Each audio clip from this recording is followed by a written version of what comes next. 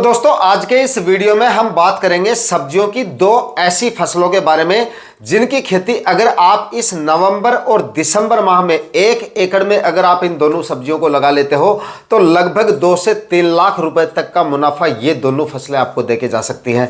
क्योंकि आने वाले दिनों में इन दोनों ही फसलों के काफ़ी ज़बरदस्त तो आपको मंडी भाव मिलेंगे, करीब 60-70 रुपए तक के इनके आपको मंडी भाव मिल जाएंगे और काफ़ी ज़बरदस्त उत्पादन ये आपको देके जाएंगे और काफ़ी कम खर्चे में इन दोनों फसलों को आप लगा सकते हो।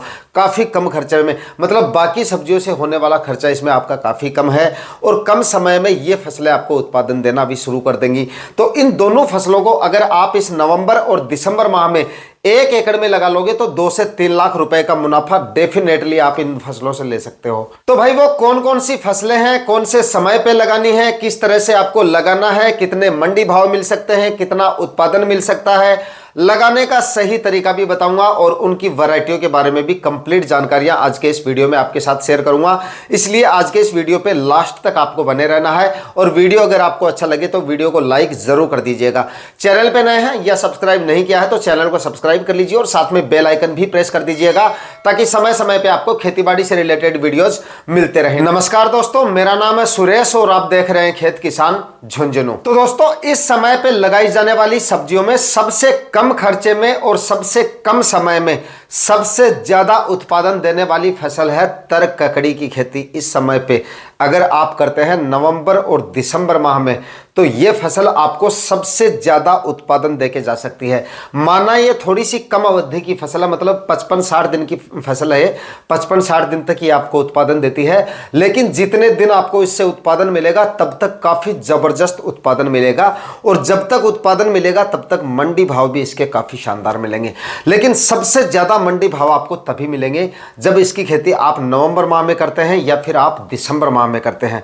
उसके बाद में अगर आप लगाते हैं जनवरी माह में भी अगर आप लगाएंगे तब भी आपको मंडी भाव तो ठीक ठाक मिल जाएंगे, लेकिन उतने ज्यादा नहीं मिलेंगे जितने ज्यादा आपको नवंबर और दिसंबर माह में इसकी खेती करने पर मिलेंगे। तो भाई अगर आपके पास जमीन खाली पड़ी है और समय है आपके पास तो नवंबर के आखिरी सप्ताह से आप इसकी बुआई का कार्य जो है वो शुरू कर सकते हैं और उसके बाद में पूरे दिसंबर माह तक कभी भी आप इसकी खेती कर सकते हैं। लेकिन जितना ज्यादा जल्दी करेंगे आप उतने ही ज्यादा आपको मंडी भाव मिलेंगे, क्योंकि आप अगर इसको जल्दी लगाएंगे तो उत्पादन इसका आपको जल्दी मिलना शुरू हो जाएगा और शुरुआत में 50-60-70 रुपए तक के मंडी भाव इसके आपको मिल जाते हैं और उत्पादन काफी जबरदस्त निकल के आता है। मतलब पहले ही दिन से आपको काफी जोरदार उत्पादन देना ये शुरू कर देगी। थोड़े से समय में ये आपको उत्पादन देना शुरू कर देती है। मतलब गर्मियों में अगर इसको हम लगाते हैं तो लगभग 30-35 दिन बाद में 35 क्या 40 दिन मैक्सिमम मानो आप 40 दिन में ये आपको पहली हार्वेस्टिंग दे देती है।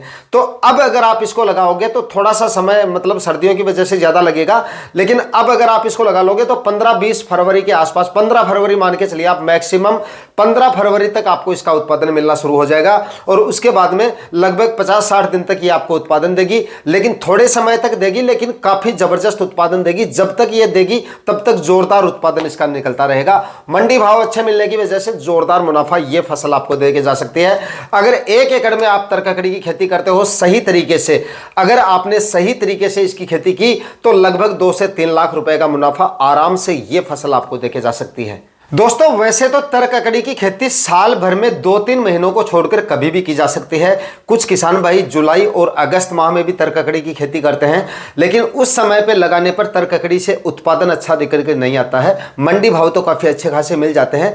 अब भी मार्केट में तर ककड़ी आई हुई है तो मंडी भाव तो अब भी काफ़ी अच्छे मिल रहे हैं, लेकिन उत्पादन इस समय पर लगाई गई तर ककड़ी का अच्छा नहीं मिलता है। और उसके बाद में नवंबर, दिसंबर और जनवरी और उसके बाद में फरवरी माह, ये 4 महीने ऐसे हैं जिनमें तर ककड़ी का सबसे ज्यादा उत्पादन निकल के आता है। जिसमें नवंबर और दिसंबर माह में अगर आप लगाते हैं तो मंडी भाव साल भर में मिलने वाले भावों में से सबसे ज्यादा इसी समय पे लगाने पे मिलते हैं। उसके बाद में कुछ किसान भाई जनवरी में अगर इसकी खेती कर रहे हैं तो जनवरी में लगाई गई तर ककड़ी के जरूर आपको मंडी भाव थोड़े से कम मिलेंगे, क्योंकि बाद में जाके इसके मंडी भाव कम आ जाते हैं। फिर भी फरवरी में जो किसान भाई इसकी खेती करते हैं उनको इसके मंडी भाव फिर से ठीक से मिलने शुरू हो जाते हैं, क्योंकि उसके बाद में इसकी आवक जो है मंडियों में काफ़ी कम हो जाती है और जैसे जैसे टेम्परेचर बढ़ते हैं वैसे वैसे इसकी डिमांड और बढ़ती जाती है। मार्केट से सब्जियां भी जो है मंडियों में काफ़ी कम हो जाती है उस समय पे। तो इस वजह से फरवरी में अगर आप इसकी खेती करेंगे तब भी आपको ये अच्छे खासे मंडी भाव देके जाएगी। हालांकि नवंबर दिसंबर में लगाएगी ककड़ी के मंडी भाव जितने आपको मिलेंगे उतने मंडी भाव तो फरवरी में लगाने पर नहीं मिलेंगे, फिर भी एवरेज मंडी भाव आपको फरवरी में लगाने पर भी मिल जाएंगे। तो सबसे ज़्यादा अगर आपको इसके मंडी भाव चाहिए तो नवंबर और दिसंबर माह इसकी खेती के लिए सबसे अच्छे हैं। इसमें अगर आप इसकी खेती करेंगे तो साल भर में मिलने वाले भावों में से सबसे ज्यादा मंडी भाव इसी समय पर लगाने पे आपको मिलेंगे। दोस्तों अब बात करेंगे तर ककड़ी के बीज के बारे में कि किसान भाई कौन सी वैरायटियों को लगाकर अच्छी पैदावार ले सकते हैं। तो भाई सबसे पहले तो मैं अपने बारे में बता देता हूं। हम क्या करते हैं, इसका देसी बीज आता है, खुला बीज आएगा, वो इसका काम में लेते हैं। और ये जो बीज आता है ये चोमू वाली ककड़ी के नाम से आता है, मतलब दुकानदार को हम बोल देते हैं कि भाई चोमू वाली ककड़ी का बीज दे दो, तो वो हमें दे देते हैं। वो बीज हम ज़्यादातर काम में लेते हैं और हम ही नहीं, हमारे आसपास के हमारे एरिया में सभी किसान इसी बीज को लगाते हैं और सबसे अच्छा उत्पादन ये ककड़ी देके जाती है और क्वालिटी भी इस ककड़ी की काफ़ी अच्छी है। सिक्कर, चूरू, झुंझुनू और आपका जयपुर साइड के जितने भी किसान हैं सभी किसान इसी बीज को काम में लगाते हैं। और जो पैकेट वाला बीज आता है, जो बड़ी कंपनियां हैं जैसे आपकी सेमिनस हुई, आपकी क्लाउज वगैरह, इस तरह की जो कंपनियां हैं, नोमेंस वगैरह, जितने भी आपकी ये कंपनियां हैं वो इस ककड़ी के बीज को नहीं निकालती हैं। तो इस वजह से 3-4 और छोटी मोटी कंपनियां जरूर हैं जो इस तरह की ककड़ी का बीज निकालती हैं, लेकिन उसके बारे में मैं आपको नहीं बताऊंगा क्योंकि उन बीजों को मैंने आज तक काम में नहीं लिया है। तो कैसा क्या रिजल्ट है उनके बारे में मुझे नहीं पता है। हम सिर्फ खुला बीज काम में लेते हैं। देसी ककड़ी का बीज आएगा, वो आपको अपने एरिया में मिल जाएगा। आप दुकानदार से मांग लीजिएगा कि भाई इसका देसी ककड़ी का बीज चाहिए, लंबी वाली ककड़ी का, आराम से आपको अपने एरिया में मिल जाएगा। या किसान भाइयों के पास में भी ये बीज आपको आसानी से मिल जाता है क्योंकि इसका बीज घर पे ही तैयार कर लिया जाता है। जब हार्वेस्टिंग जो पूरी हो जाती है ककड़ी की फसल तो लास्ट में अच्छी अच्छी ककड़ियों को निकाल लिया जाता है और उन्हीं से इसका बीज तैयार कर लिया जाता है। तो आप भी अपने एरिया में इस तरह का बीज ले सकते हैं। और अगर आप राजस्थान से हैं तब तो आपको चिंता करने की कोई दिक्कत नहीं है। आपके एरिया में किसी भी बीज भंडार पे ये बीज आपको आराम से मिल जाएगा। आप मांग लीजिए कि भाई चोमू वाली ककड़ी का बीज हमें चाहिए, आराम से आपको उपलब्ध हो जाएगा। दोस्तों तर ककड़ी की फसल से अच्छा उत्पादन लेने के लिए 3 से 4 ट्राली सड़ी हुई गोबर की खाद आपको डालनी है जमीन की तैयारियां शुरू करने से पहले, यानी पहले कल्टीवेशन से पहले। उसके बाद में 50 केजी यहां पर आपको डीएपी काम में लेनी है, 30 केजी म्यूरेट ऑफ पोटाश काम में लेना है और 30 केजी ही आपको यूरिया खाद काम में लेनी है। आखिरी कल्टीवेशन से पहले आप डाल दीजिए और 5-5 फीट की दूरी पे आपको बेड बना के और ककड़ी के बीजों की बुआई कर देनी है। 1-1 फीट पे आपको बीज लगाने हैं। देसी बीज अगर आप काम में ले रहे हो, वैसे देसी बीज आएगा तो एक जगह पे आपको 2 बीज को जो है सीड शोविंग करनी है। मतलब कुछ इसका जो बीज होते हैं उनके जर्मिनेशन रेट काफ़ी कम होती है, मतलब काफ़ी बीज जो है वो खराब आ जाते हैं क्योंकि घर पे तैयार किए जाते हैं, हाइब्रिड ये होते नहीं हैं। इस वजह से जर्मिनेशन रेट इसकी काफ़ी कम आती है। इस वजह से एक जगह पे आपको 2 बीज लगाने हैं, 1-1 फीट की दूरी पे आप लगा लीजिए। या फिर आप ऐसा करें कि आधे फीट की दूरी पे लगा दीजिए। आप 1 फीट में 2 बीजों की बुआई कर दीजिए, इस तरह से आप लगा सकते हैं। मतलब नंबर्स ऑफ प्लांट आपको ज़्यादा रखने हैं, लेकिन लाइन से लाइन की जो दूरी है वो आपको 5 फीट से ज़्यादा नहीं रखनी है। बाकी सब्जियों में 6-6 फीट की भी रखी जाती है, कुछ सब्जियों में बेल वर्गीय जो सब्जियां होती हैं उनमें 7 फीट की भी रखी जाती है, लेकिन ककड़ी में 5 फीट का जगह जो है वो काफ़ी ज़्यादा है। 5-5 फीट की दूरी पे बेड बनाए और बेड बना के 25 माइक्रोन की प्लास्टिक मल्च लगा के उसके बाद में आप इसकी खेती करेंगे बताए गए तरीके है तो ज़बरदस्त उत्पादन तर ककड़ी की फसल आपको देके जाएगी। अच्छे मंडी भाव मिल ही जाएंगे। इस समय अगर आप इसकी खेती करेंगे तो ज़बरदस्त मुनाफा ये फसल आपको देके जा सकती है। दोस्तों अब बात करते हैं कम खर्चे में सबसे ज़्यादा मुनाफा देने वाली अगली फसल के बारे में। यहाँ पर जिन सब्जियों के बारे में मैं आपको बता रहा हूँ उनके लगाने का जो खर्चा है वो काफ़ी कम है, क्योंकि मैंने आपको ककड़ी के बारे में बताया कि बीज का खर्चा इसका कुछ भी नहीं है। मतलब देसी बीज आएगा तो इसका बीज का खर्चा नाम मात्र का आएगा आपका, वरना इसकी जगह अगर आप दूसरी फसल लगाते हो जैसे तरबूज का बीज खरीदते हो, 1 एकड़ में अगर आप तरबूज लगाते हो तो लगभग 5 से 6 हज़ार रुपये का आपका बीज का खर्चा हो जाता है, लेकिन इसमें नहीं है। मतलब 200-300 रुपये का आपका बीज काफ़ी है 1 एकड़ में अगर आप इसकी खेती कर रहे हो। वैसे ही दूसरी फसल है, दूसरी फसल इस समय पे अगर आप पंपकिन फार्मिंग कर रहे हो तो ये भी आपको कम खर्चे में ज़्यादा मुनाफा देके जा सकती है, यानी कि कद्दू की खेती इस समय पे आप कर सकते हो। आने वाले दिनों में इसके भी आपको अच्छे मंडी भाव मिल जाएंगे। उत्पादन जबरदस्त मिलेगा। कद्दू की फसल से उत्पादन तो आपको जोरदार मिल ही जाएगा, आपको पता है, लेकिन इस समय पे यानी कि नवंबर के आखिरी सप्ताह में या फिर दिसंबर के मध्य तक या पहले सप्ताह में अगर आप इसकी खेती करोगे तो मंडी भाव भी इसके आपको जोरदार मिल जाएंगे और उत्पादन जोरदार मिलने की वजह से यह भी आपको जोरदार मुनाफा देके जा सकती है। लगाने का खर्चा काफी कम है क्योंकि बेड से बेड की दूरी भी आपकी काफी ज्यादा होगी। इसमें 6 फीट की दूरी पे आपको बेड बनाने हैं, मतलब 6 से लेकर 7-7 फीट की दूरी पर आप बेड बना सकते हो। तो प्लास्टिक मल्च का खर्चा भी आपका कम होगा और उसके बाद में सीड शोविंग आपको 1.5 से 2-2 फीट की दूरी पे करनी है। 1.5 फीट की दूरी पे करते हैं तब भी आपका बीज जो है वो काफी कम लगेगा और इसका बीज कोई ज्यादा कॉस्टली भी नहीं आता है बाकी सब्जियों की तुलना में। तो आप इसकी खेती अगर इस समय पे करेंगे तो ये भी आपको कम खर्चे में सबसे ज्यादा मुनाफा देके जा सकती है। दोस्तों, पंपकिन यानी कि कद्दू की 2 वैरायटी होती है। एक तो आपको येलो कलर में मिलता है जिसकी खेती काफी किसान भाई करते हैं और दूसरा आपको ग्रीन कलर में मिलेगा, मतलब व्हाइट सी धारियां होंगी इसमें और ज्यादातर भाग उसका ग्रीन होता है। तो उसकी खेती भी काफी ज्यादा किसान भाई करते हैं। हमारी जो मंडियां हैं, हमारे आसपास की जो मंडियां हैं, उनमें ग्रीन कलर वाला जो कद्दू होता है उसकी डिमांड सबसे ज्यादा होती है।